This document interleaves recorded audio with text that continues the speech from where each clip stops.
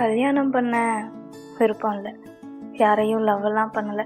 இருந்தாலும் அந்த வாழ்க்கையை ஏற்றுக்கிறதுக்கு மனசு இல்லை. அதை மீறியும் பொண்ணு பார்க்க வர சொன்னாங்க. எல்லாம் உட்காந்துருந்தாங்க.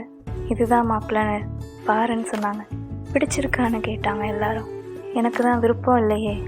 அமைதியாகவே நின்னேன். அழுகையாக வந்துச்சு. கண்ணில் தண்ணி தேங்க ஆரம்பிச்சிது. காயத்ரி அப்படின்னு என்னை பேர் சொல்லி அதை கூப்பிட்டாங்க. அவங்க தான் என்னை பிடிக்கலையான்னு கேட்டாங்க. என்னை பிடிக்கலைன்னா பிடிக்கலன்னு சொல்லு. இங்கே உன்னோட விருப்பத்தை மீறி இங்கே யாரும் எதுவும் பண்ண போகிறதில்ல. பரவாயில்ல, என்ன நினைக்கிறியோ அதை சொல்லு. என்கிட்ட சொல்லு, என்னை பார்த்து சொல்லு, வேறு யாரையும் பார்க்காதுன்னு சொன்னாங்க.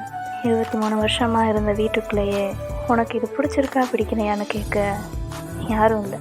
5 நிமிஷத்துக்கு முன்னாடி பார்த்த ஒரு முகம் என் விருப்பத்தை கேட்டது புதுசாகவே இருந்துச்சு.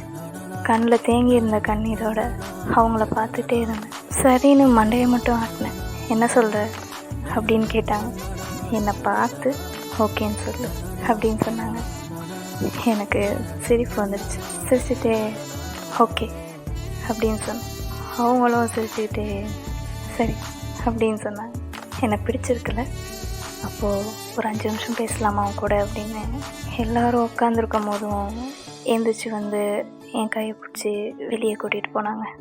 That is the best moment in my life.